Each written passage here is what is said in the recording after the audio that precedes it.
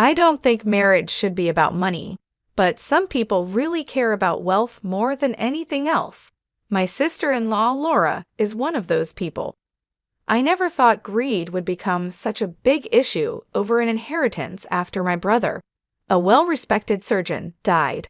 I'm Julia Roberts. I manage a jewelry store, and I'm happy being single at 35. However, I've been thinking about marriage since my boyfriend recently proposed. Our families are getting together tomorrow to celebrate our engagement, but I can feel tension brewing. My older brother Kyle, who is a well-known surgeon in Paris, has always looked out for me and taught me a lot because he's much older.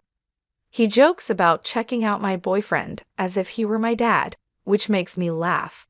But I can tell he's a bit worried. Kyle's marriage to Laura, a very beautiful woman with questionable morals, really shows the conflict between looks and true character.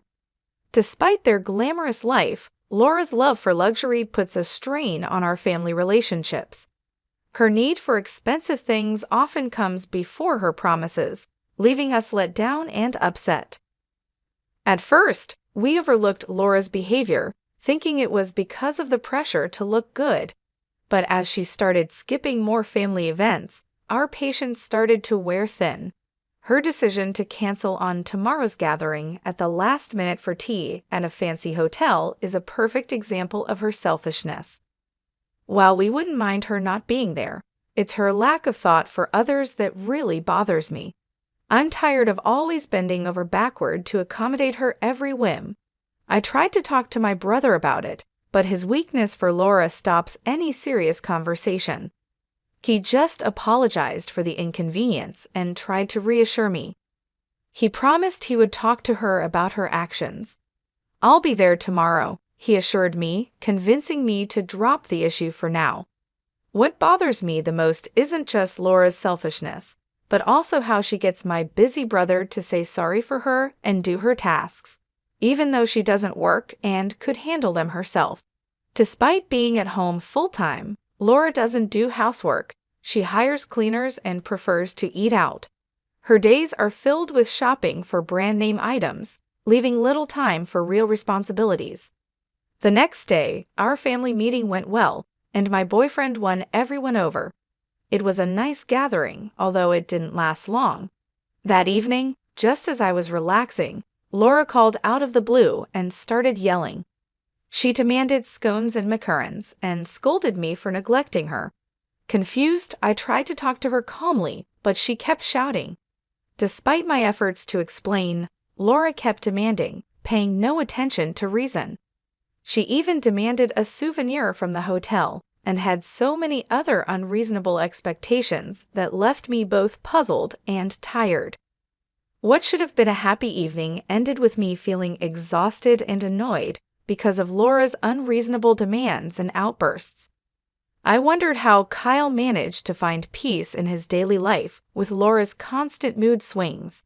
What made him marry her in the first place? While her beauty was obvious, her self-centered nature was off-putting. I thought maybe she was spoiled because of her looks. I was worried for Kyle, but I knew I shouldn't interfere with his marriage. It was his choice, after all, and he had always respected my choices too. The next day at the jewelry store where I work, I saw Laura outside, walking arm in arm with a man around her age, probably in his late 30s. They were chatting comfortably as they came into the store. I paused before going over to them. Laura acted like nothing was wrong when she saw me, which made me even more uncomfortable. When I asked about the man with her, Laura said he was just an old friend from her modeling days. Still, seeing them together, especially since she's married, made me feel uneasy. As Laura looked at the jewelry, she boldly asked if she could get an employee discount, seemingly unaware that this was inappropriate. I calmly told her we don't offer such discounts. Honestly, I didn't like the idea of her friend buying things for her, and she seemed slightly annoyed when I told her the discount wasn't available. Laura picked out some items and left, leaving the man to pay the bill. This made me wonder about their relationship. That evening, I decided to talk to Kyle about what I saw, but when I called him, he seemed really down, Kyle, what's wrong? I asked, noticing he was upset. I had my suspicions about Laura, but I didn't mention them. When I tried to talk about my upcoming wedding, Kyle seemed distracted by his own thoughts. He talked about saving for our wedding next year and invited me over, but didn't say much about Laura. His uncertainty made me curious. Although I tried to discuss the wedding details, Kyle was non-committal and ended the call abruptly, asking me to meet at our parents' house without explaining why. Maybe he wasn't feeling well. Kyle, a dedicated surgeon, often puts other people's needs before his own health, and this tendency of his to ignore his own health worries me, despite his jokes about the risks of his job. I couldn't stop thinking that his non-stop work schedule was wearing him down. I doubted that Laura, with her self-centered attitude, could give him the support he needed. Kyle sent an email later outlining the plan for a gathering at our parents' house. When I got there, I was shocked to see how pale and worn out he looked, worse than ever before.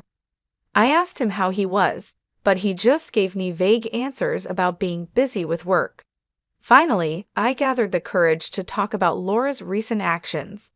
I told him about her visit to my store with a young man and wondered aloud if she was deceiving him again. Laura's past actions had always worried me, and I couldn't overlook them any longer. I've been too busy with work to pay much attention to her, my brother confessed. Our parents were upset by her absence at the gathering, which gave me a chance to bring up my concerns. When I asked Kyle about Laura's absence, he said solemnly, "Laura isn't here today, which is why I asked you all to come. I have a favor to ask." With a serious look, Kyle shared some shocking news. Despite our shock, he stood firm, leaving us stunned. 5 months later, tragedy struck as my brother died from stomach cancer, a result of constant stress and overwork. It was a harsh truth to face. Despite his commitment to saving others, he had neglected his own health. He had started to see signs and went through tough tests that confirmed his illness. We wished he had told us sooner. Tears flowed at his funeral, surrounded by a deep feeling of loss. I remembered all the ways Kyle had supported me during my early challenges. His death before he even turned 20 left us overwhelmed with grief. Yet during our mourning, Laura's actions were glaringly obvious. She wore a flashy necklace to the funeral, a gift from another man, showing no respect for the solemn occasion. Her insensitive behavior was unbearable. Overcome with anger, I confronted her. "Why are you wearing that?" I asked, my voice shaking. "Don't you realize how much my brother cared for you?" Laura just smiled, seemingly untouched by the seriousness of the situation. "I know," she replied carelessly. "It's just how the world works. If you're so unhappy, why did you marry me?" Her harsh words really hurt, and I had to hold back my anger in front of my brother, our parents, and the others. It was clear that Laura didn't care about my brother's memory at all. Her selfish behavior and her careless talk about their marriage and waiting for her inheritance made me furious. Before I knew it, I almost slapped her, but a man by her side caught my hand. He then introduced himself as a nurse who had worked with Kyle and was here to look after me at Kyle's request. I was confused and trying to understand everything going on. Despite the sadness of the funeral, hearing the laughter of the nurses and doctors, who were Kyle's colleagues, brought me a moment of comfort amidst the chaos. I turned to the nurse who had stopped me during the laughter for some clarity. His reply was straightforward. "Did the doctor leave any inheritance behind? Your family should know." His words hit home. I knew very well that my brother hadn't left any inheritance. But Laura, not knowing this, became hysterical. She started accusing us of plotting against her to take the money for ourselves. She was sure she would soon get a large sum of money. As Laura's accusations grew louder, the nurse's amusement turned into full laughter. Seeing things getting out of hand, my dad stepped in, calm but assertive. "Do you really not know?" he asked her. Eager for answers, Laura demanded to know what was going on. I obliged, sharing the details of my brother's financial arrangements during his lifetime. He had set aside €20 million specifically for my wedding and had other generous gifts planned as well. As this reality dawned on Laura, her expression changed dramatically from shock to pale disbelief. My brother, although highly respected for his medical expertise, was known for his lavish spending habits. He indulged in extravagant parties, exclusive dinners, and luxurious accommodations as a way to relieve the stress from his demanding career and family responsibilities. Despite his intent to share these joys with Laura, she was notably absent during both his challenging and celebratory moments. It was not Laura who stood by him during tough times. Instead, it was his colleagues and friends, the very people who were now gathered to pay their respects, who supported him. The nurses, whose laughter had earlier filled the room, began to share poignant memories of my brother's acts of kindness and generosity. They recounted how, despite his hectic schedule, he always made time to look after them, hosting gatherings that left a lasting impression. Their stories deepened their admiration for him, inspiring them to strive harder in their own careers. As they spoke, they revealed another significant act of kindness from my brother: the donation of the remainder of his estate to the hospital. Representatives from the hospital were present and expressed their gratitude for his contribution, which would help alleviate their annual struggles with research funding and improve future medical care. Witnessing the extent of my brother's compassion towards others, I couldn't help but feel a pang of disappointment towards Laura. While he had impacted so many lives in such positive ways, Laura, who should have been his closest companion, displayed nothing but selfishness and greed. Months later, Laura contacted me, her tone as demanding as ever, eager to secure what she believed was her rightful inheritance. However, her careless management of the estate affairs revealed a shocking truth. Despite my brother's considerable earnings, his assets were nearly depleted. In her pursuit of the mansion and other properties, Laura had overlooked the fact that Kyle had accumulated significant debts. This oversight left her with only a fraction of what she had anticipated. Her pleas for help were met with no sympathy, as her earlier behavior had alienated those who might have otherwise been inclined to assist her. I made it clear to Laura that with Kyle's passing, the family ties that loosely bound us had effectively dissolved. Her behavior throughout had spoken louder than any words could, revealing her true motives despite her claims of affection for my brother. "I could potentially help you out of this trouble," I told her, "but how can you expect that after you've been so blatantly selfish?" My voice was tinged with disbelief and disappointment as I spoke. Laura's response was fraught with impatience, a stark contrast to the composed facade she usually maintained. She was grappling with the new and harsh reality of inheriting not only the mansion, but also the substantial debts that came with it. I reminded her, somewhat coldly, that inheriting meant taking responsibility for both assets and liabilities. I even pointed out that she had the option to renounce the inheritance within 5 months of being informed. The suggestion that she might sell the luxury items she had amassed over the years to cover the debts only elicited a flood of tears and desperate pleas for forgiveness. Despite her remorse, or perhaps because of the insincerity I felt underlined it, I found myself unable to offer any consolation. The conversation ended with a heavy heart on my part, as I was unable to reconcile her past actions with the cherished memory of my brother. Following Kyle's death, the plans for my wedding had to be postponed by a year. During this challenging period, the cloud of depression lingered over me, a stark reminder of the loss and betrayal I had experienced. Recognizing my distress, my husband and his family extended their heartfelt understanding and support. Their compassion was a beacon of light during a time darkened by loss and disappointment. Determined not to let the memory of my late brother down, I vowed to live a life of gratitude, channeling my energies into supporting and acknowledging those who had stood by me through thick and thin.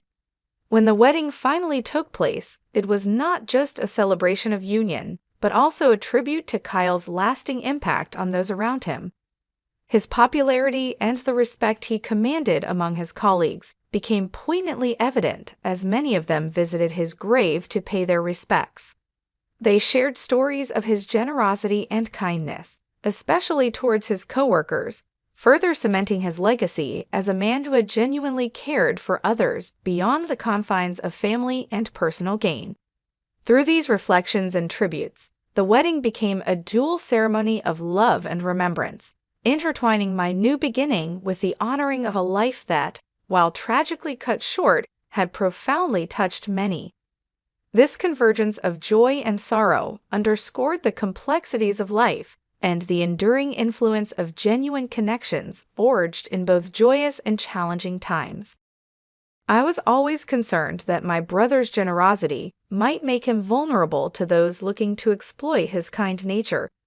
However, the overwhelming support from friends and colleagues after his passing reassured me that his goodwill had been genuinely appreciated, not taken advantage of.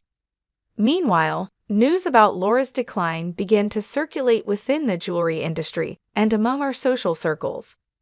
Known for her lavish lifestyle and a series of questionable relationships, she painted a stark contrast to my brother's legacy of generosity and integrity. Laura, who had once lived in luxury, was now forced to sell her opulent mansion due to her unsustainable spending habits and the mountain of debt she had accumulated over the years. Now, she found herself living in modest accommodations, a far cry from the grandeur she was accustomed to. Her financial downfall was a topic of quiet discussion and served as a cautionary tale about the perils of living beyond one's means. Reflecting on Laura's misfortunes, I couldn't help but feel vindicated in my long-held belief that marrying for money was a fundamentally flawed motivation. It was clear that Laura's priorities had led her to a lonely and challenging path, whereas my brother's focus on kindness and giving had earned him lasting respect and love from those around him.